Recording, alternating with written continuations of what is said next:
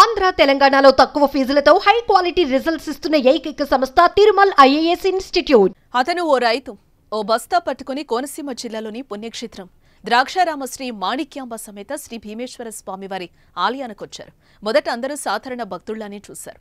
ఆయన చెప్పిన విషయం విని ఒక్కసారిగా కాస్త ఆశ్చర్యపోయారు. దీనికి కారణమేంటో తెలుసా? ఆయన చేతిలో ఉన్న బస్తాలో 30 లక్షలు ఉండడమే.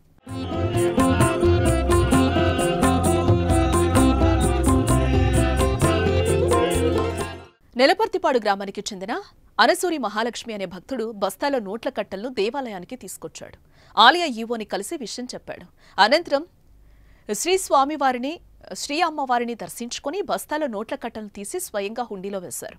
పెద్ద మొత్తంలో హుండీలో కానుక వేసిన మహాలక్ష్మికి వేద పండితులు ఆశీర్వచనమిచ్చి తీర్థప్రసాదాలు అందజేశారు.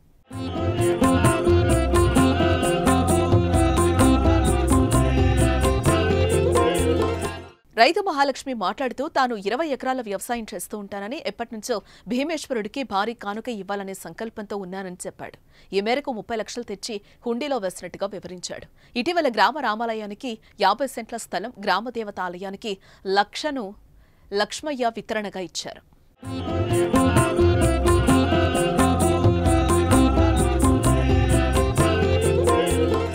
దేవాలయాలను దర్శించుకుని ఎంతో మంది హుండీలో కానుకలు సమర్పించుకుంటూ ఉంటారు. వారిలో సామాన్యుల నుంచి పెద్ద పెద్ద ధనవంతులు, వ్యాపారుల వరకు ఉంటారు. వారి స్తోమతను బట్టి విరాళాలు అందజేస్తారు. అయితే ఓ రైతు ఇంత మొత్తంలో విరాళం ఇవ్వడం విశేషం.